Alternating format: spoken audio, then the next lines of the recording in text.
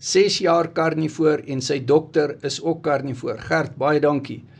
Argeologies en ook antropologies is ons jagters en versamelaars gewees, voor landbou eers gebeur het.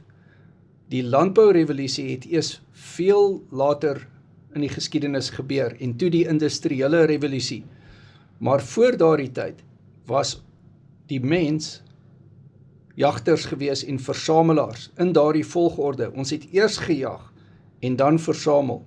En dan ook versamel in kompetisie met die wilde diere.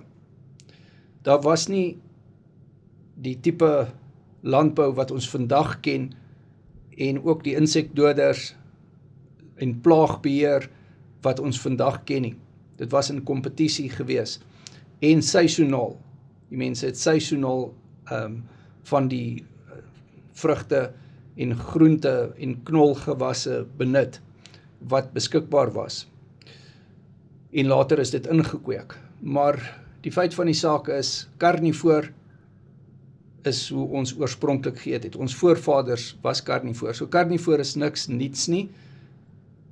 Die moderne dieet, die westerse moderne dieet, is baie, baie nuut. Dit is soos, letterlik, as jy kyk na 'n oorlosie, en as dit 24 uur is, dan is op daardie 24 uur, denkbeeldige oorlosie, is die moderne dieet, omtrent 10 minute gelede het dit gebeur, in terme van antropologies en geskiedkundige wyse om daarna te kyk.